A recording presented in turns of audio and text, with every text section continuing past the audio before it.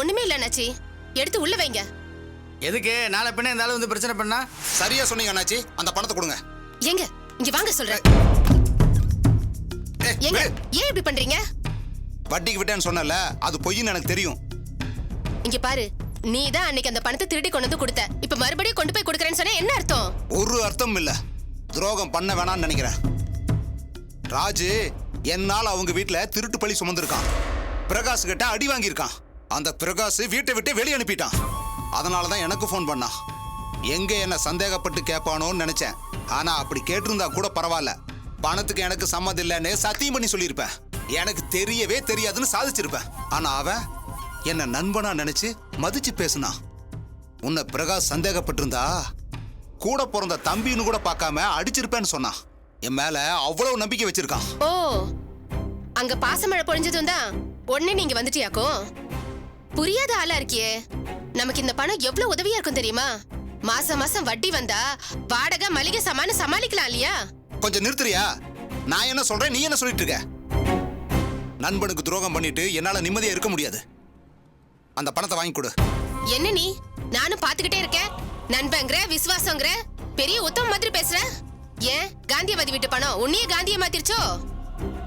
ஐயா இதுக்கு முன்னாடி எங்கேயுமே திருநது இல்லையோ? நீ நம்ம சரோஜா கிட்டே பணத்தை திருடி இருக்க. இப்ப என்ன புதுசா ஞானம் பிறந்துச்சா? அந்த சரோஜாக்கா நமக்கு துரோகம் பண்ணுச்சு. அதுவே ஒரு திருடி. அதனாலதான் நான் அப்படி செஞ்சேன். ராஜு அப்படி இல்ல. அவ என்ன நம்புற உத்தம. என்னால அவனுக்கு துரோகம் பண்ண முடியாது. இந்த பணம் அவனுக்கு சேர வேண்டிய பணம். அதை முதல்ல புரிஞ்சுக்க. இந்த பாரு, சொன்ன கேளு. கடுப்ப கிளப்பாத. ரோடுன்னு கூட பார்க்க மாட்டேன். அடிச்சு கொன்றுவேன். அண்ணாச்சி, அந்த பணத்தை கொடுங்க. என்னம்மா அது? அண்ணாச்சி கொடுத்து தொலைங்க. எல்லைய தலை எழுத்து. இந்த அப்படி. தேங்க்ஸ் அண்ணாச்சி.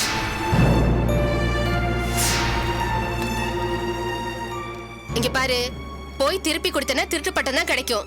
என்ன பட்டம் வேணாலும் கிடைக்கட்டும், அதை வாங்கிட்டு போறேன். அவ என்ன அடிச்சா கூட பொறுத்துக்குவேன். என் மேல நம்பிக்கை வச்ச ராஜுவை ஏமாத்த மாட்டேன். ராஜு பாவம். அவனுக்கு நான் துரோகம் பண்ண மாட்டேன். ஷோ, கை கெட்டினது வாய் கெட்டாம போயிடுச்சே.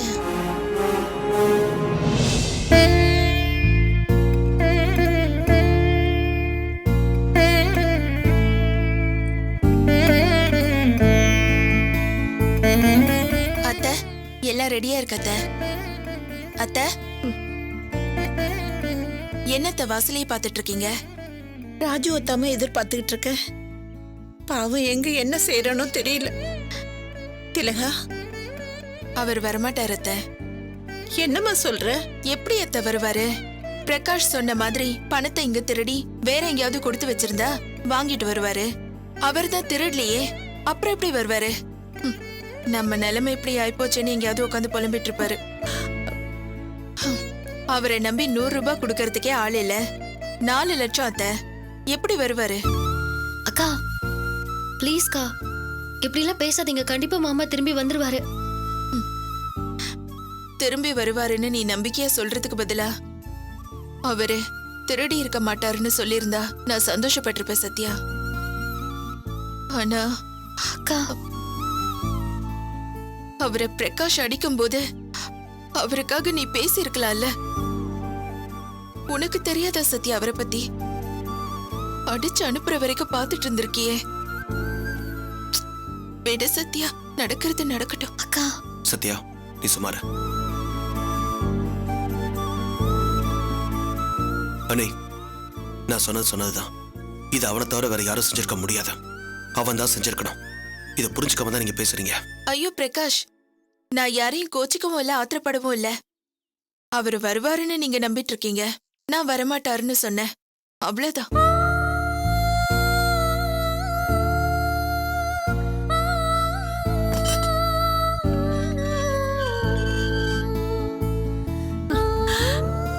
திலகா, ராஜு வராமா?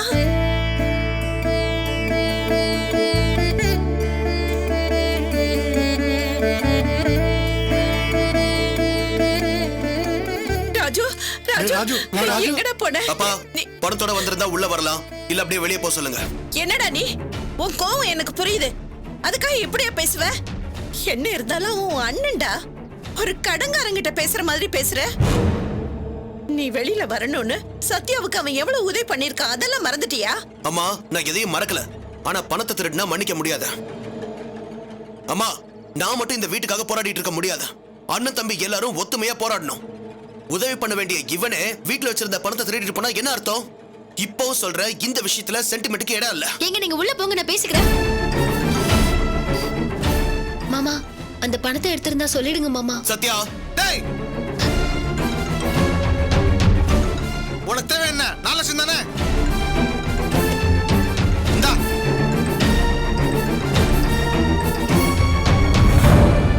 என்னடா என்னோ பெரிய தியாகி மாதிரி பேசுற?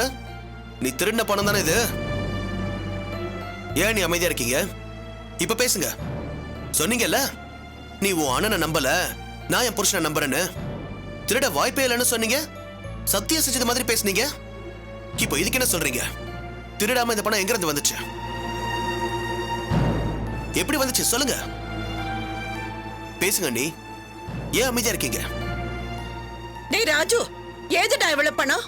டேய் என்ன நடந்ததுன்னு உண்மையை சொல்றா. யாரும் தயவு செய்து எதுவும் கேட்காதீங்க. டேய் கேட்காதீங்கன்னா என்ன அர்த்தம்? பணத்தை திருடி வேற எங்கேயோ கொடுத்துட்டு இப்ப பிரச்சனை நடந்ததும் திருப்பி வாங்கிட்டு வர, அப்படிதானே?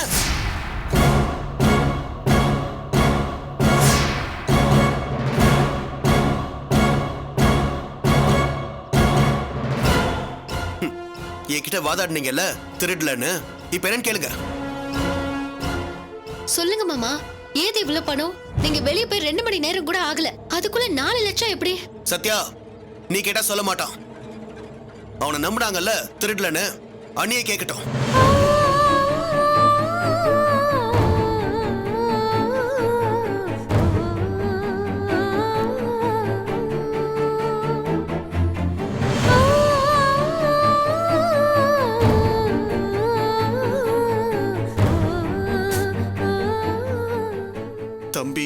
தம்பி பொண்டாட்டி அப்பா அம்மான்னு எனக்காக யாரும் பேசாதப்போ நான் திருடலன்னு நம்பி எனக்காக வாதாடி இருக்கே திலகா.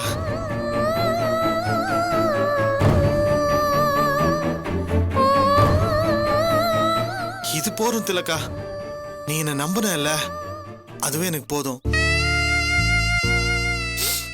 இது வரைக்கும் நான் உனக்காக எதுவுமே செஞ்சதில்ல, ஆனா புருஷன்னு என் மேல நம்பிக்கை வச்சிருக்க. அது நினைச்சா சந்தோஷமா இருக்கு திலகா. டேய் முதல்ல இந்த பணம் எப்படி வந்துச்சுன்னு சொல்லு. டேய் உனக்கு தேவை பணம் தானே, அது கொடுத்தாச்சு, அதோட நிறுத்திக்க.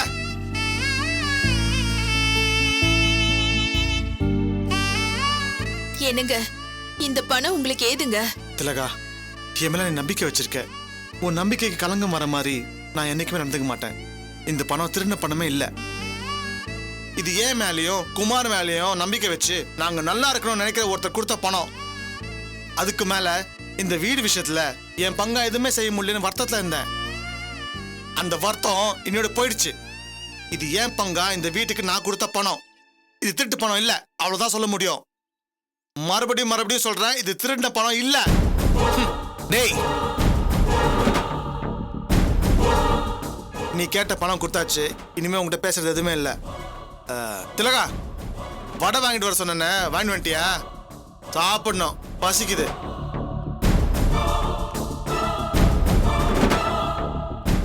என்ன பாத்தலாம்? அவங்க நம்பிக்கை வச்சவங்க, அதுவும் இவன் மேலையும் குமார் மேலையும்னு எதோ மர்மமா பேசிட்டு போறான். எனக்கு ஒண்ணும் புரியலப்பா. என்னங்க இப்ப அதை பேசி என்ன ஆக போகுது? நம்ம பணத்தை எடுத்துட்டு போய் அண்ணாச்சி கிட்ட கொடுத்துட்டு வந்துடலாம்.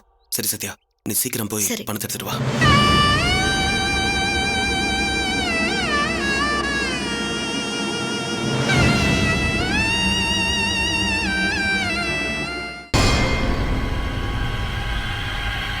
நீ அறிவுடை நம்பி இல்ல, அறிவு கெட்ட நம்பி.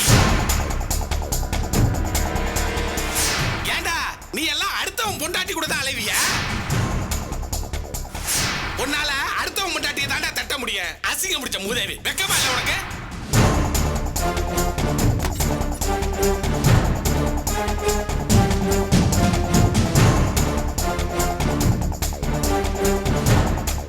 நம்பி என்ன மன்னிச்சிடுங்க. என்னால தானே உங்களுக்கு இத்தனை அவமானமும். மூர்த்தி அத்தனை பேசியும் என் தங்கச்சி புருஷங்கிற ஒரே காரணத்துக்காக அவனை ஒண்ணும் பண்ணாம உங்களை கண்ட்ரோல் பண்ணிக்கிட்டு அமைதியா வந்துட்டீங்களே நம்பி.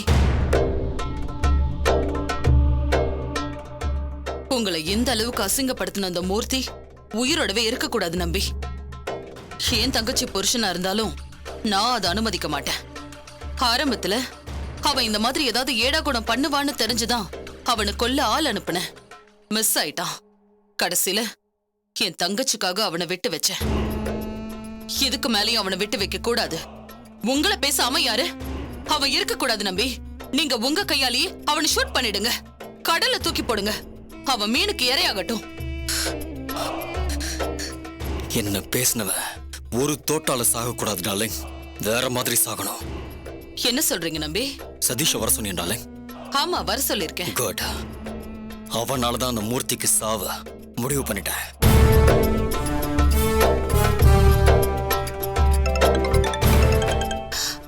சதீஷ் தான் ஃபோன் பண்றான். ஹலோ, சொல்லு சதீஷ். மேடம் வீட்டுக்கு வெளியே தான் வெயிட் பண்றேன் மேடம். வர வெளியே தான் வெயிட் பண்றான். கூட்டிட்டு வா.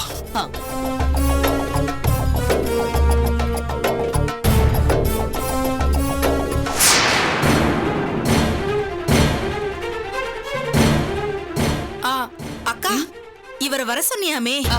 ஆமா. ஏங்கா, என்ன விஷயம்? எல்லாம் உன் புருஷ விஷயமா தான். என்ன ட்ரீட்மெண்ட் போயிட்டு இருக்கு, என்ன ஏதுன்னு விசாரிக்கணும்ல. ஃபீஸ் வேற தரணும்ல. என்னடி? இல்லக்கா, பொது இடத்துல வச்சு அவர் உன்னை அவ்வளோ பேசியும் நீ அவருக்காக இவ்ளோ கஷ்டப்படுறியே. பாவி மனுஷன் அதை புரிஞ்சுக்காம உன்னை போய் ஏதேதோ பேசிட்டாரேக்கா. சரி, அதை விடு. மோனி எங்க இருக்கா? மேல தூங்கிட்டு இருக்காக்கா. எந்திரிச்சா அழுவா. நீ போய் அவ கூட இரு.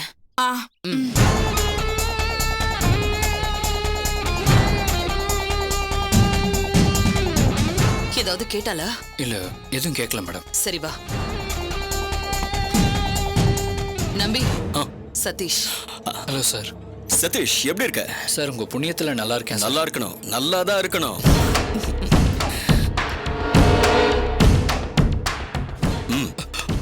சார், கேப்சூல் விஷயத்துல தப்பிச்சிட்டான். இதுல தப்பிக்க முடியாது, தப்பிக்க கூடாது. இத அவன் சாப்பிடுற சாப்பாட்டுல கலக்கணும். அவனையே கலக்க வச்சு சாப்பிட வைக்கணும். சார், நீங்க என்ன சொல்றீங்க? இது என்ன சார்? இத புரோட்டீன் பவுடர்னு சொல்லுவாங்க. லிமிட் தாண்டிச்சுன்னா வேற பேர் சொல்லுவாங்க. என்ன பேர் நம்பி? ஸ்லோ பாய்சன் சொல்லுவாங்க. சார், என்ன சதீஷ், என்னமோ உன்னை சாப்பிட சொன்ன மாதிரி ஷாக் ஆகுற? சார், அப்படிலாம் எதுவும் இல்ல. ஓ, இத கொண்டு போய் அவன்கிட்ட கொடு. கொடுக்கும்போது இது புரோட்டீன் பவுடர், தினமும் சாப்பிடும் போது இத ஒரு ஸ்பூன் கலந்து சாப்பிடுங்கன்னு சொல்லு. சாப்பிட்டா தெம்பா இருக்குன்னு சொல்லு, சாப்பிடுவான். சார், இது என்ன சார் பண்ணும்? என்ன பண்ணுமா? அதான் சொன்னனே, உள்ள போய் அவன் உயிரை கொஞ்சம் கொஞ்சமா எடுக்கும். சாப்பிட சாப்பிட வயிற்றுக்குள்ள இந்த பவுடர் டெபாசிட் ஆகும். அது அளவு மீறும் போது வேலையை காமிக்கும். அவன் அந்த இடத்துலயே துடி துடிச்சு சாவான். சார், வேணாம் சார். என்ன சதீஷ், மறந்துட்டியா? பணம் வாங்கியிருக்க. மேடம், பாவம் மேடம். அவர் ஏற்கனவே கேப்சூலை கொடுத்துட்டு நான் குற்ற உணர்ச்சியில துடிச்சு போயிட்டேன். பயமா வேற இருக்கு மேடம். சதீஷ், நீ வயசு பையன். ஏதோ சொல்லுவாங்களே, ஓடுற பாம்ப காலில் மிதிக்கிற வயசுன்னு. நீ இப்படி பயப்படுற? இல்ல சார், குற்ற உணர்ச்சியா இருக்கு சார்.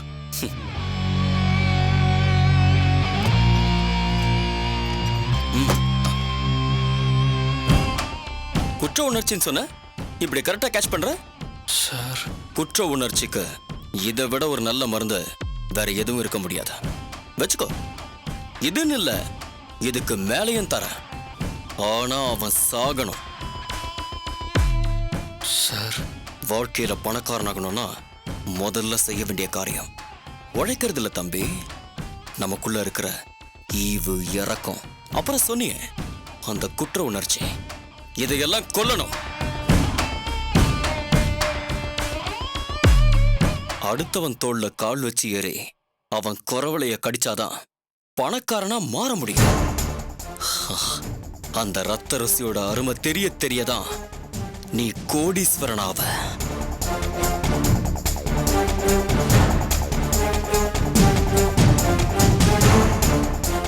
கொல்ல பழகிக்க அடுத்தவனையும், அதே சமயம் உன் குற்ற உணர்ச்சியையும். கிளம்ப.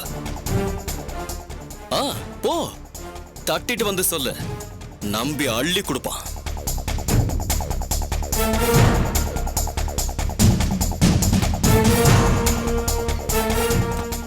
என்ன நம்பி, பணக்காரங்களாகணும்னா எப்படியெல்லாம் விதி இருக்கா? எஸ், முதல் விதியை அடுத்தவன் விதிய நாம மாத்தி எழுதுறதா.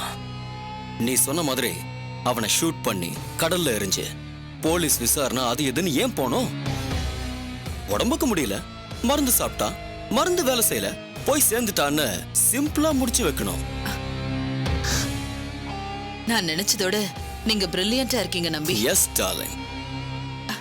என்ன பொது இடத்துல வச்சு அசிங்கப்படுத்தினால அவனை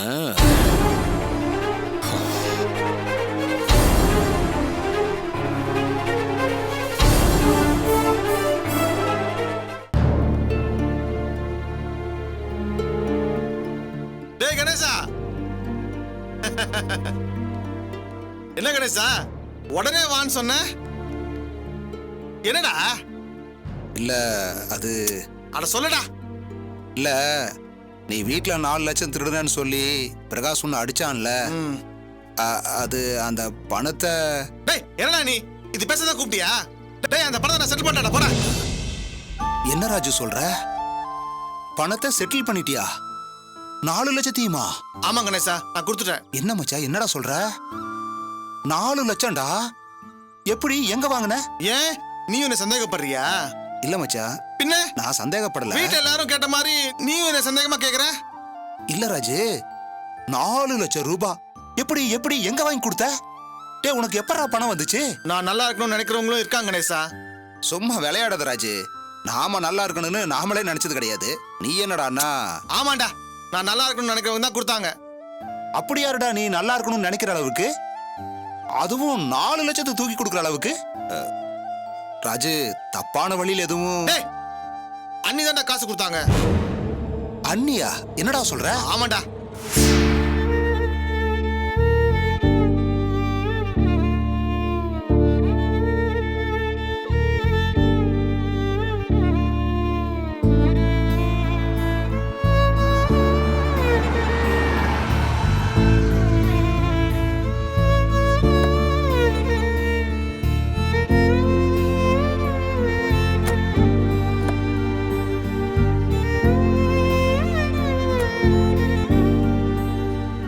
ராஜு, என்னாச்சு? என்னாச்சு உனக்கு? ஏன் இங்க வந்து உட்கார்ந்திருக்க? அழறியா? ராஜு, உன் கோவம் எல்லாம் எனக்கு புரியுது. ஆனா அது காட்ட எது நேரம் இல்ல. என்னாச்சு உனக்கு? ஏன் இந்த மாதிரி இடத்துல வந்து உட்கார்ந்திருக்க? அத பத்தி உங்களுக்கு என்ன? ராஜு, அக்கா விடுடி கோச்சுக்கிட்டோம். ராஜு, ராஜு, என்னாச்சு ராஜு? முகல்ல ஒரு மாதிரியா இருக்கு, கண்ணெல்லாம் வேற சவந்திருக்கு. எது கழறன்னு சொல்லு. வீட்ல திலகா ஏதாவது திட்டினாளா? என்ன நடந்தாலும் ஜாலியா இருக்கிற ஆள் நீ. என்னாச்சு உனக்கு? தனியா உட்காந்து அழுதுட்டு இருக்க. வீட்ல யாராவது ஏதாவது சொன்னாங்களா? அந்த வீட்டை பொறுத்த வரைக்கும் என்னை யார் எப்படி வேணாலும் நினைக்கட்டும், கெட்டவளா கூட நினைக்கலாம். எனக்கு அந்த வீட்ல இருக்கிற ஆளுங்க மேல கோவம் இருக்கு. ஆனா நீ அப்படி இல்ல. உன்னை நான் எப்பவும் என் கொழுந்தனா பார்க்கல, என் தம்பியா தான் பாக்குறேன். அந்த வீட்ல என்னை யாரு எது சொன்னாலும் எனக்கு நீதான் முக்கியம். அந்த வீட்ல நான் இருந்தவரை நீ கேட்டப்பெல்லாம் நான் பணம் கொடுத்தேன். சொல்லு ராஜு, அங்க என்ன நடந்துச்சு? ஏன் இங்க வந்து தனியா உட்கார்ந்துட்டு இருக்க? அதெல்லாம் ஒண்ணும் இல்ல. ராஜு நில்லு. யார்கிட்ட என்னக்கா பேசிட்டு சும்மா இருக்க? இரு. தராதரம் தெரியாத ராஜு. உனக்கு? தேவையில்லாம கெஞ்சிக்கிட்டு இருக்க. அவர் என்னமோ பெரிய இவர் மாதிரியும், நில்லுக்கா நீ என்னமோ ஒரு கீழே வேலை பாக்குற மாதிரியும். என்ன நினைச்சுக்கிட்டு நீ இப்படி கெஞ்சிட்டு இருக்க? இதெல்லாம் உனக்கு தேவையா? பின்ன நீ சும்மா இருக்கியா?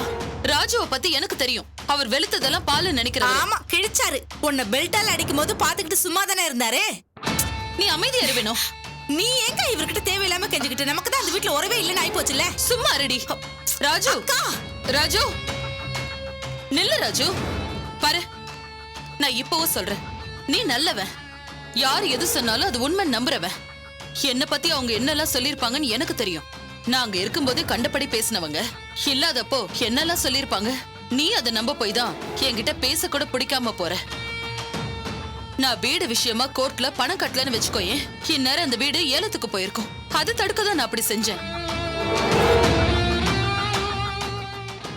எல்லாத்தையும் நான் பாத்துக்கிறேன்னு சொல்லிட்டு கடைசியில காலை வாரி விடுறதா அந்த பிரகாஷோட வேலை. இத தெரிஞ்சுதான் நான் அங்க போனேன். அந்த வீடு எக்கேடு கெட்டு போனாலும் போட்டோம், ஏலத்துக்கு போனா எனக்கு என்னன்னு நான் இருந்திருக்க கூடாதா? எதுக்கு நம்பியோட கால்ல விழுந்து நான் பணம் வாங்கி கட்டினேன்? என் நல்ல எண்ணம்லாம் அந்த பிரகாஷுடைய கெட்ட குணங்களால உங்களுக்கு சதி செய்யற மாதிரியே தெரியுது. அந்த வீட்டை நான் அடைய நினைக்கிறேன்னு சொல்லி பிரகாஷ் அந்த வீட்டை அடைய நினைக்கிறான். இதுதான் அவனோட பிளான். அதுக்கு முதல் தடையா இருந்தது நான். அதான் என்ன வெளியில அனுப்பிட்டான். சரி விடு, என்னதான் சொன்னாலும் நீ என்ன நம்ப போறியா என்ன? அத பத்தி எனக்கு கவலை இல்ல. நீ சொல்லு ராஜி, உனக்கு என்ன ஆச்சு? ஏன் இங்க வந்து இப்படி உட்கார்ந்திருக்க? உன்னை பார்த்ததும் எனக்கு ரொம்ப கஷ்டமா போச்சு.